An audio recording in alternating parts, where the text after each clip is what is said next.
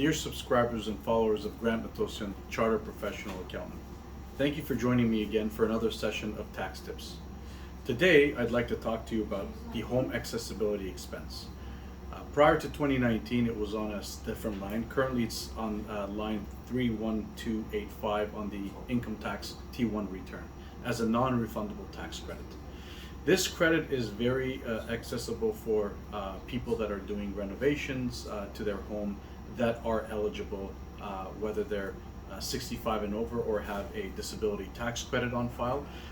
These expenses are geared around people that are not able to move around their houses, and therefore with these renovations to their property to make it more accessible for them.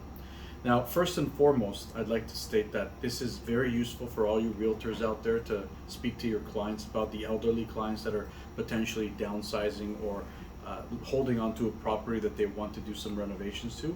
At the very minimum, they could get back around 15% of the up to $10,000 in expenses that they would have. The issue is, though, that a lot of seniors, if they are just on the OAS and CPP, they will not qualify for this, and therefore a family member who may own the property and the elderly that are living with them, for instance, their parents or grandparents, and they're designing the property to make it more accessible for them, will be able to claim this expense. So the first criteria is the qualified individual. The qualified individual is the essentially the person who needs these renovations to occur.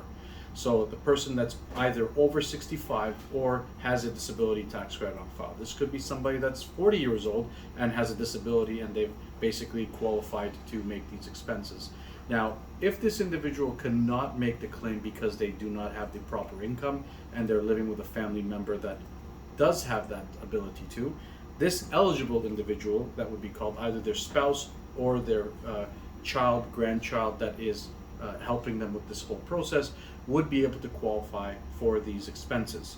So that is the qualified individual and eligible individual in this criteria. Now, do we have an eligible dwelling? In this case, it would be a property that we are living in throughout the year. And for that period, if we did renovations to that qualifying property, we would be able to make that claim. The qualifying property could not necessarily mean if you were living in a different property and did renovations there and moved to something else. It would have to be that you were living at that property from the beginning of the year. So in this case, if the older individual has the ability to make that claim because they are earning enough income, or for the sake of contention here, if you do have a situation where the person that they're living with is able to make that deduction, then as long as they've been living in that property for the whole year, then we are okay. The next would be the qualifying renovations. So qualifying renovations would be, again, we know what the criteria is meant here for. For somebody that would be able to easily access certain things. For example, if we have to change a bathtub, just so that we can walk into that bathtub instead of stepping into it, because an elderly person who has a disability related to their legs, not able to move around, a sit-down bathtub may be more accessible for them. Therefore, this would be an expense. If we had to bring in a device that is not attached to the house so that they could better assist themselves around, like a wheelchair, for instance, that is a medical expense deducted under the medical expense criteria, but it cannot be an expense for the property because it is not attached to the property. So if it's an expense that is not attached to the property, we cannot use it. So in this case, if you perform some of the work yourself, the building materials, the fixtures, equipment rentals, building plans, permits, all these expenses would be deductible. The next one would be what are ineligible expenses. So in this criteria, if some of the things, for instance, we had to get certain appliances, those wouldn't be deductible because they're not attached to the house. If we had to have repairs and maintenance on these specific items that we renovated, those would not be deductible. So these have to be, let's say we had to do financing for these qualified renovation expenses, the qualifying interest deduction would not be deductible in this case either. So it would have to be stuff that we've already done from the beginning of the year. So what is our return on something like this? It's not a lot. At the end of the day, a $10,000 non-refundable tax credit gives us the ability to receive 15% on that qualifying expense at the maximum as a non-refundable tax credit. So as I explained to you before, if a person has the if a person has from the beginning of the year just OAS and CPP income, we would not be able to deduct these expenses at all, because with those you wouldn't really have any taxable position. You would not be paying any income taxes.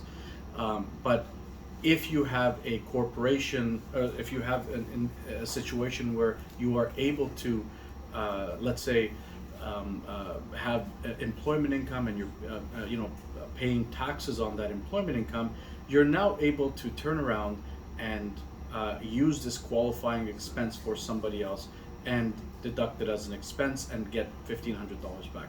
Again, it's not a lot, but these days renovation expenses are not really able to be deducted on the income tax return, and therefore this is one way that we are able to still get something back for an individual, a family member that is, we have to do renovations to the property for.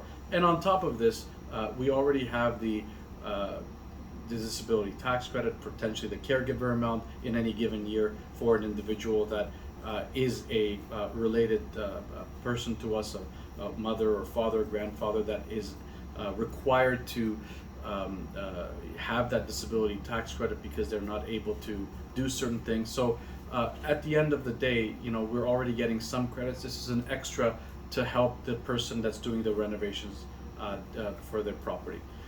Thank you for joining me today. I hope you've had a great session, and if you have any questions, just drop me a line under this box. Thank you.